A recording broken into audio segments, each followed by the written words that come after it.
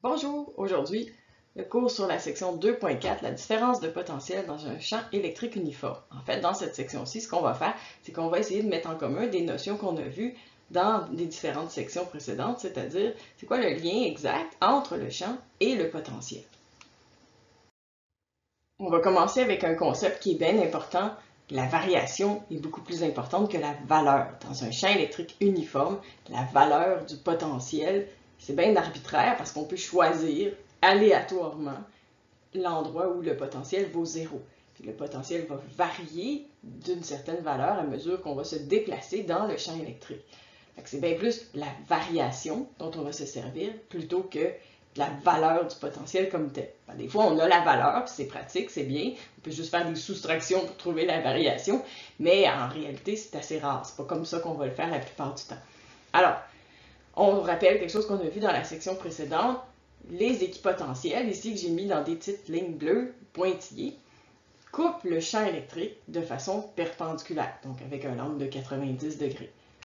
Si j'ai deux points dans mon champ électrique qui sont sur la même équipotentielle, mais si elles sont sur la même équipotentielle, c'est qu'elles sont nécessairement au même potentiel. La valeur de ce potentiel-là, encore une fois, n'est pas vraiment importante, parce que ce qui est important, c'est de savoir que si on est au même potentiel, il n'y a pas de différence. Et donc, delta V vaut 0. On va voir, on va le démontrer, que dans le sens du champ électrique, le potentiel diminue. Comment ça se fait? Donc, on va essayer de le visualiser comme ça. Supposons qu'on a une particule positive, ça peut être un proton par exemple, ici ça n'a pas d'importance. Une particule positive qui va passer du point A, qui est ici, au point C, qui est là. Donc, elle se déplace dans le sens du champ électrique. Le champ électrique qui va vers le bas dans cet exemple-ci. Alors, si la particule positive va dans le sens du champ, elle subit une force qui est aussi dans le sens du champ, donc qui est vers le bas. Et si on a une particule qui subit une force dans le sens de son déplacement, bien, elle va accélérer. Si elle accélère, c'est qu'elle va aller de plus en plus vite. OK, ça c'est des choses de base, mais si elle va de plus en plus vite, ça signifie aussi qu'elle va gagner de l'énergie cinétique. Si elle gagne de l'énergie cinétique, par le principe de conservation de l'énergie, ça veut dire qu'elle perd de l'énergie potentielle. Donc, si elle a perdu de l'énergie potentielle, ça veut dire que son delta U est négatif. Si son delta U est négatif, mais c'est juste parce que U final est plus petit que U initial. Donc, si je fais U final moins U initial, ça va me donner quelque chose de négatif. Alors, si delta U est négatif, ça veut dire que Q fois delta V est négatif aussi. Parce que Q fois delta V, c'est égal à delta U. Mais comme on sait que la charge est positive, c'est ça l'exemple, c'est une charge positive, ben alors delta V est nécessairement négatif. Donc, le potentiel va diminuer. Ce raisonnement-là, on pourrait le faire avec une particule négative, on pourrait le faire avec le champ qui est de l'autre côté, ou qui est dans le sens opposé au mouvement. Dans tous les cas, on obtiendrait la même chose. C'est-à-dire que si je me déplace dans le sens du champ, mon delta V va être négatif. Puis si je me déplace dans le sens opposé au champ, bien nécessairement, mon potentiel va augmenter. Mon delta V va être positif. Regardons maintenant un déplacement en deux dimensions, là, et pas seulement dans le sens du champ. Donc, si j'ai un déplacement qui va du point A au point B, peu importe la particule qui fait ce déplacement-là, on va chercher à déterminer c'est quoi la différence de potentiel associée à ce déplacement-là. Donc, ce qu'on va faire pour bien le visualiser, c'est qu'on va décomposer le déplacement S en une portion qui est parallèle au champ électrique, donc ce qui est écrit ici comme étant S parallèle de A à C, et le S perpendiculaire, qui est la composante perpendiculaire au champ électrique, qui est de C à B. La composante qui est perpendiculaire au champ, elle est donc nécessairement sur une équipotentielle. Les équipotentielles étant perpendiculaires au champ, si je me déplace perpendiculaire au champ, c'est que je suis sur une équipotentielle. Ça veut dire qu'il n'y a pas de variation d'énergie sur ce segment du mouvement-là, puisque, par définition, s'il n'y a pas de delta V, on est sur une équipotentielle, donc delta V vaut 0, bien, il n'y a pas de delta U, il n'y a pas de variation d'énergie potentielle non plus. Alors, la portion qui nous intéresse, c'est la portion de A à C. De A à C, qu'est-ce qu'on va faire? Bien, on va déterminer la longueur de ce segment-là, qui est tout simplement la longueur du déplacement S fois le cosinus de l'angle qui est ici. Donc, j'ai posé dans le schéma un angle θ. Il va revenir un peu plus tard, puis ça va être pratique pour la suite. Donc, on va le garder comme ça, on va l'appeler juste θ. Et la longueur de ce segment-là, S parallèle, c'est S fois le cosinus de l'angle adjacent, donc θ. Alors, on va revenir avec des équations qu'on avait vues dans le cours de mécanique. Donc, normalement, dans le cours de mécanique, vous avez vu que le travail fait par une force conservative, qui est le cas de la force électrique, c'est égal à la force fois le déplacement. Donc, la force ici doit être constante, et comme mon champ est constant, je peux appliquer cette équation-là simplement ici. Et que le travail, fait par une force conservative, c'est moins delta U. C'est l'inverse de la variation d'énergie potentielle. Donc, si mon énergie potentielle augmente, bien, mon travail diminue, est négatif en tout cas, et etc. Alors, si on part de ça, on va isoler delta U dans l'équation qui est ici, et delta U va me donner moins la force fois le déplacement. J'ai juste isolé delta U, fait que le moins est allé de l'autre bord. Puis la force, c'est la force électrique, fait que c'est Q fois E. Alors, qu'est-ce qu'on va obtenir?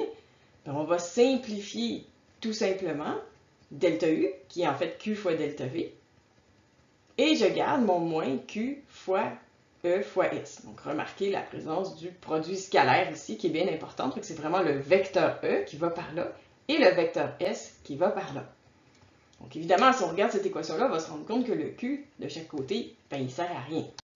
Je peux juste écrire que delta V, la variation de potentiel, c'est moins le produit scalaire entre le champ et le déplacement. Ça, c'est l'équation générale. On peut l'utiliser tout le temps. Ça, c'est tout le temps bon. C'est vraiment la façon de le faire. Mais ça marche juste si E est constant. Si vous avez un E qui varie, ben, ça n'a aucun sens. Vous ne pouvez pas utiliser cette équation-là, pas sous cette forme-là en tout cas. Bon, on va rappeler rapidement qu'est-ce que c'est le produit scalaire. Le produit scalaire, c'est, par définition, la grandeur du premier vecteur, E, multiplié par la grandeur du deuxième vecteur, S, multiplié par le cosinus de l'angle entre les deux. Ce qui fait que je vais retrouver cette équation-ci, moins E fois S fois cos θ. Donc, mon delta V, c'est aussi égal à moins la grandeur de E, la grandeur de S, multiplié par le cos de l'angle entre les deux. On remarque le retour du S cos θ, qui est la longueur du segment AC dans mon exemple, qui est la longueur du segment qui est parallèle au champ électrique. Vous pouvez vous en souvenir comme ça, mais personnellement, je préfère que vous utilisiez tout simplement l'équation générale, delta V, qui est moins E fois S, en utilisant le produit scalaire entre les deux. Ça s'applique tout le temps, ça s'applique avec des vecteurs. Évidemment, si vous ne vous souvenez pas comment fonctionne le produit scalaire, ben une petite révision ne serait pas de trop. Si je prends mon équation, juste pour réviser quelque chose d'un petit peu particulier avec les unités dans ce cas-là. En fait, juste savoir que 1 volt par mètre. Le champ électrique ici, là, si vous regardez ça, ça c'est le potentiel qui est en volts, et j'ai le déplacement qui est en mètres. Fait que si je l'envoie en bas, donc vous ne faites pas ça avec des vecteurs parce que ça n'a aucun sens, là, mais delta V divisé par le déplacement, ça donnerait des volts par mètre, puis ça me donne le champ électrique.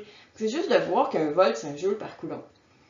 Et qu'un joule, c'est un newton fois mètre. Fait que si j'ai newton fois mètre sur coulomb sur mètre, mais le mètre en haut et en bas ici, ils vont s'annuler. Il va rester newton par coulomb.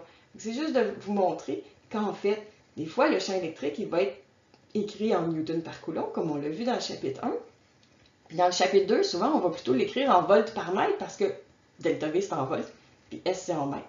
Puis le champ électrique, dans toute logique, c'est des volts par mètre. Mais c'est la même chose. Un volt par mètre, puis un newton par coulomb, c'est la même affaire. Donc, ça peut être un ou l'autre. Vous pouvez toujours donner une ou l'autre des unités, soit newton par coulomb, soit volt par mètre, et c'est parfaitement identique.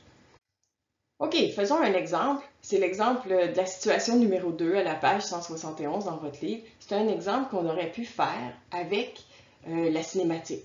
Parce que le champ est constant, la force est constante. On aurait pu utiliser ce qu'on a vu dans la section 1.14 et ça fonctionnerait. Mais cette fois-ci, évidemment, c'est pas ça que je veux faire. Je veux vous montrer qu'on peut aussi le faire avec la conservation d'énergie. Alors, c'est ça notre plan. Ce qu'on a, c'est un proton qui est ici à 50 cm d'une plaque qui crée sur le proton une force constante de moins 3,2 fois 10 à la moins 18 J newton. Et le proton est projeté par là à 150 degrés par rapport à la ligne qui relie le proton avec la plaque. Ici, donc, on a un 150 degrés à 25 km par seconde. Donc, le kilomètre est bien important. Ce n'est pas des mètres par seconde, ça ne donne pas la même chose. Et on veut savoir ça va être quoi le module de la vitesse du proton quand il va frapper la plaque qui est située ici à 50 cm? Qu'est-ce qu'il va faire le proton? Il va monter, il est attiré par le bas parce que la plaque, elle est chargée négativement, elle crée une force négative, donc vers le bas. Donc, elle va être projetée vers le haut et il va faire une parabole, puis éventuellement, il va venir s'écraser sur la plaque. Et là, la question, à quelle vitesse il va aller quand il va faire ça? Et là, c'est pas le vecteur de vitesse, on veut juste le module de la vitesse. Alors, pour le faire avec la conservation d'énergie, ce qu'on va faire, c'est qu'on va utiliser l'équation ΔV qui est moins E fois S. Donc, je vais trouver c'est quoi E, puis c'est quoi S. On va commencer par ça.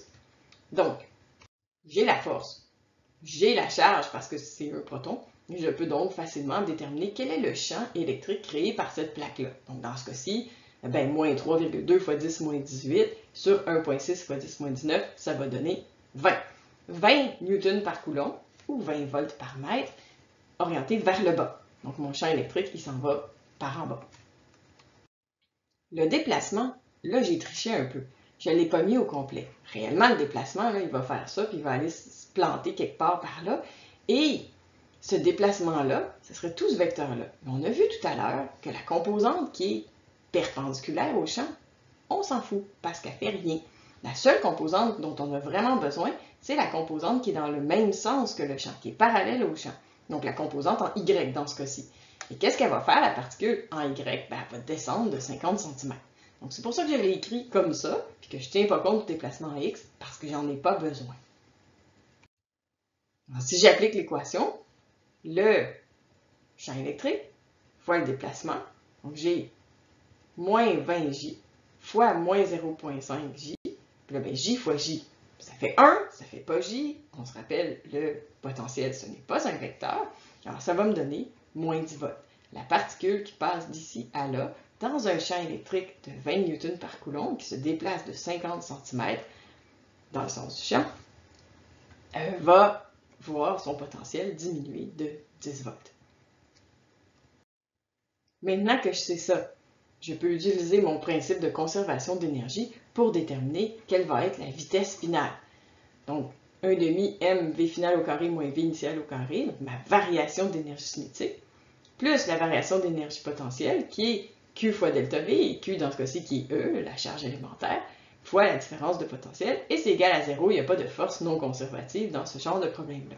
Alors, je remplace la masse par la masse du proton, je remplace la vitesse initiale par 25 000 mètres par seconde, j'ai ma charge élémentaire, mon moins 10 volts que j'ai trouvé tout à l'heure, et je vais déterminer que la vitesse finale va me donner 5,04 fois 10 à la 4 mètres par seconde. Ou si on veut le réécrire en kilomètres par seconde, 50,4 km par seconde, ce qui va me redonner la même unité qu'on avait tantôt. Évidemment, les deux réponses sont tout à fait acceptables. Vous pouvez utiliser une ou l'autre sans problème. Un exercice à faire par vous-même. Et là, je vous le dis, celui-là, il est difficile. Vous allez travailler fort. J'aimerais vraiment ça que vous essayiez de le résoudre. Donc, ce qu'on vous dit, c'est que vous avez deux plaques, la plaque A et la plaque B. Donc, c'est l'exercice 2.4.13 dans votre livre, si vous voulez lire la question au complet. Vous avez les plaques A et B qui sont ici. Et on vous dit que chaque carré mesure 10 cm par 10 cm. On pose arbitrairement le potentiel comme étant égal à 0 au point P. Et on veut savoir, c'est quoi le potentiel au point Q, R, S et T. Évidemment, pour faire ça, vous allez commencer par déterminer c'est quoi le champ électrique créé par chacune des plaques. Où est-ce qu'il s'additionne, où est-ce qu'il se soustrait, où est-ce que finalement il y a du champ électrique, puis où est-ce qu'il n'y en a pas, parce que c'est assez important. Et quel effet ça a sur le potentiel? Donc, je vous invite à lire la question au complet là, dans le livre, comme je vous ai dit tantôt. Et une fois que vous avez déterminé le potentiel à tous ces points-là, tracez un graphique de V en fonction de la position Y, en fonction de la hauteur, et du champ, en fonction, le module du champ, évidemment, en posant que l'axe Y est orienté vers le haut. Donc, ça veut dire que si le champ va par en haut, vous allez considérer qu'il est positif, puis s'il va par en bas, vous allez considérer qu'il est négatif, juste pour pouvoir le mettre dans le graphique. Voilà. Je vous laisse essayer ça. On fait ça ensemble. Au prochain cours. Bye!